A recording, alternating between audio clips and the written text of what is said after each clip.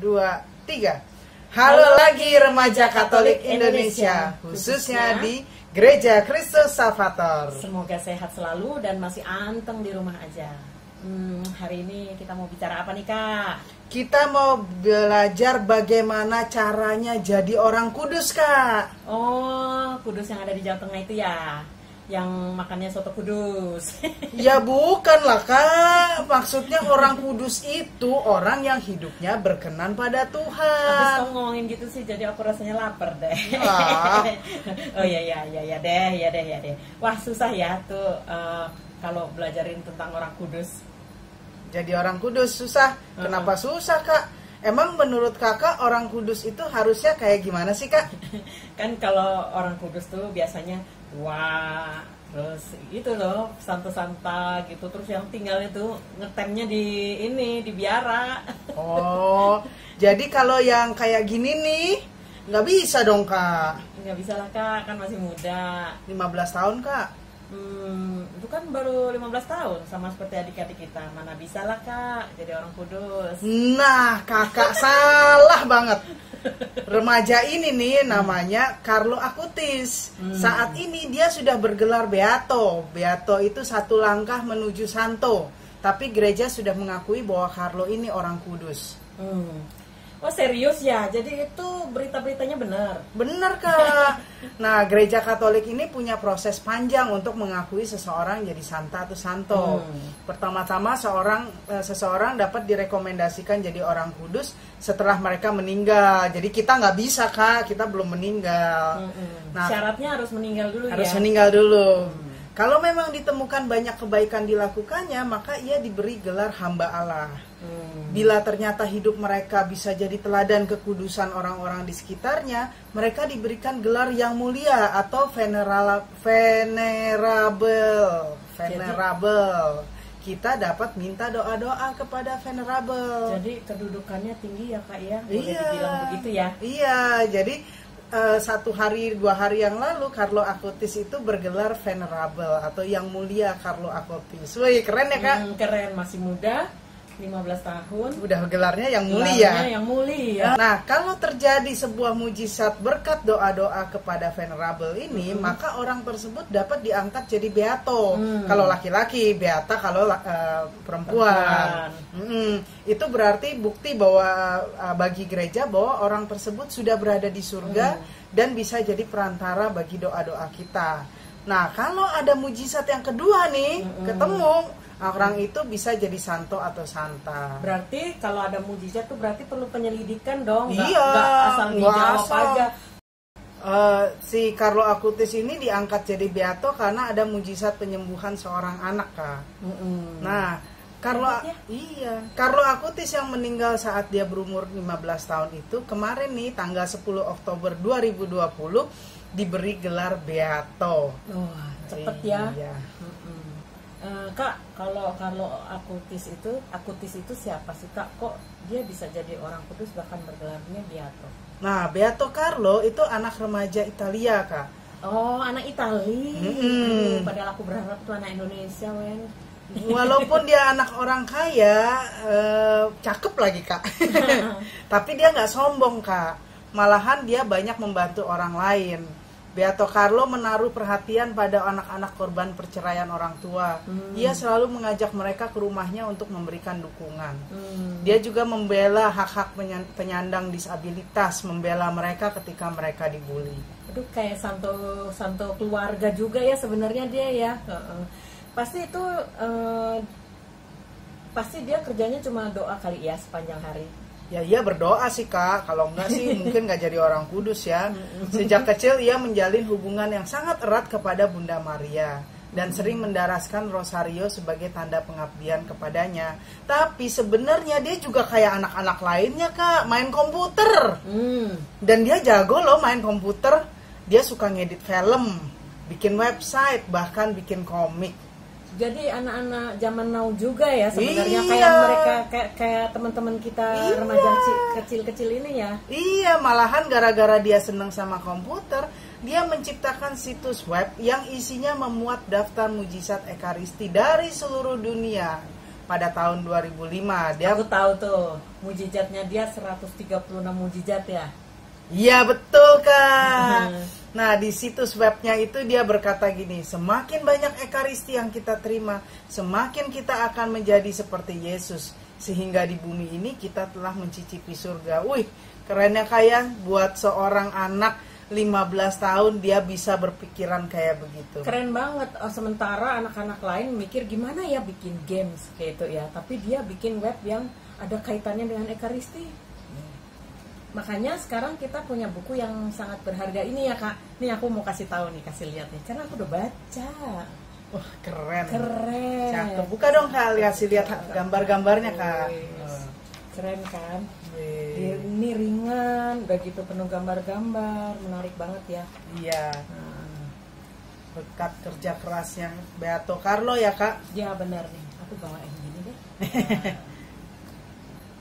Lalu kok meninggalnya usia muda sih Kak? Dia ternyata mengidap leukemia Kak. Dan Waduh. dia akhirnya meninggal pada tanggal 12 Oktober 2006 karena leukemia itu.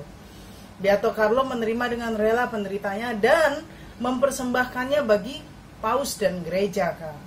Jadi dia nggak buat dirinya Jadi sendiri. nggak buat dirinya sendiri ya. Iya, dokter yang merawatnya sampai bertanya, kamu sangat menderita nggak gitu. Dan dia jawabnya apa? Ada orang yang lebih menderita daripada saya.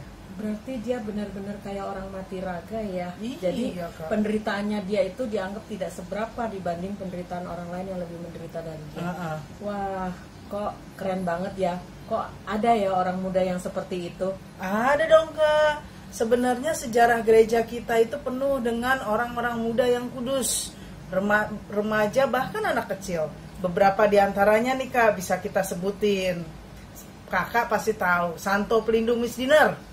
Tarsisius. Nah. Santo Santo Tarsisius. Kemudian juga ada 2 anak kecil yang dari penglihatan Maria de Fatima.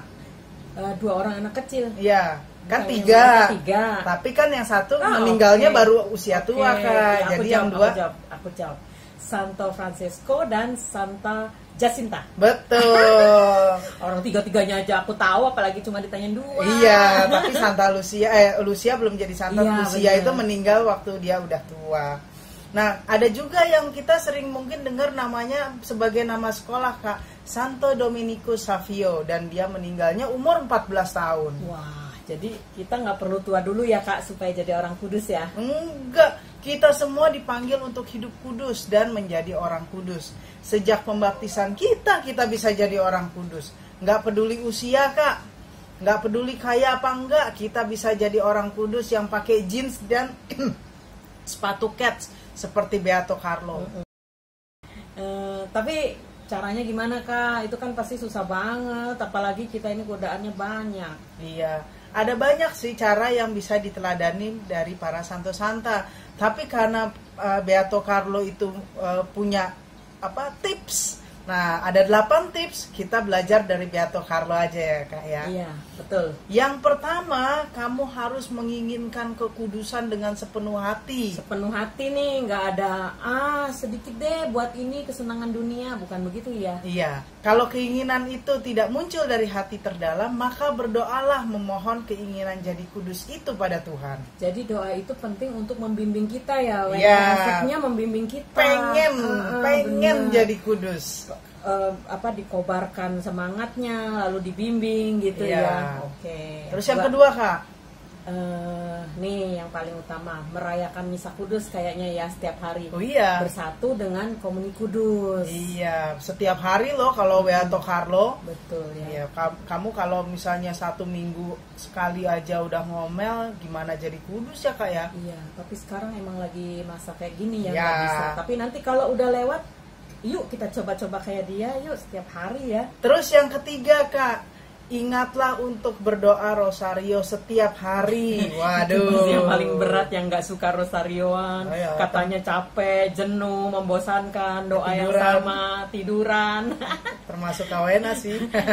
Tapi ya namanya berusaha ya Kak ya. Mm-mm. Nah, Beato Carlo semasa hidupnya mendesak ibunya berdoa rosario tiap hari. Waduh. Jadi walaupun kalian anak-anak, kita masih anak-anak juga, kita bisa loh mengajak orang tua kita untuk jadi orang kudus. Jangan selalu setiap kali kebalikannya kita nunggu orang tua yang kejar-kejar kita. Kali ini gantian kita yang kejar-kejar ya. Iya. Yang keempat, Kak. Ya, luangkan waktu untuk beradorasi kepada Yesus yang hadir di dalam sakramen Maha Kudus. Iya. Kamu akan melihat kekudusannya. Kekudusanmu akan meningkat dengan cara yang luar biasa. Iya. Nah, yang kelima, bacalah sedikitnya 1 kisah dari kitab suci setiap hari. Nah, ini sebenarnya paling asik ya dari semua yang diminta ya. Iya. Nah, yang keenam, pergilah mengaku dosa tiap minggu. Akuilah dosa-dosa walaupun kecil. Iya, kesannya cuman bohongnya kan cuman kecil. Akuin aja semua itu adalah dosa. Ini pasti yang menurut mereka paling susah, Kak. Iya. Karena setahun 2 kali aja mereka susah. Bukan mereka sih, mungkin ada yang susah, tapi ini apalagi setiap minggu. Iya, ngelihat. Tapi kalau berusaha pasti bisa kok. Iya, ngelihat wajah pastornya aja udah gentar kayaknya. Keder. Nah, yang ketujuh, mintalah pada Yesus dan Bunda Maria kemampuan untuk menolong orang lain. Setelah itu, persembahkanlah karyamu itu kepada Yesus dan Bunda Maria. Jadi jangan dianggap, wah saya sudah menolong orang lain, saya hebat. Jangan ya, Kak ya. Nah, nih kalau yang terakhir nih, Kak, ini yang aku selalu doakan, Kak, karena aku merasa aku tidak sendirian. Apa itu? Yaitu meminta malaikat pelindung kita nih, pribadi-pribadi kita, untuk selalu membantu sehingga malaikatmu menjadi sahabat terbaikmu. Gitu. Kita nggak pernah sendirian ya, Kak ya. Bagusnya jadi orang Katolik tuh itu ya, Kak, kita nggak pernah sendirian. Jadi nggak pernah ada kata lonely karena kita selalu ada temannya. Ya? Dan malaikat pelindung itu pribadi ya, Kak ya. Benar. Beberapa santo malah pernah bercakap-cakap sama malaikat pelindungnya. Tuh, ternyata nggak susah-susah amat, Kak, untuk jadi orang kudus juga ya. Iya, Kak, kita semua bisa jadi orang kudus. Jangan menunda-nunda, nggak perlu takut. Mari kita contoh Beato Carlo Acutis. Setuju? Mari.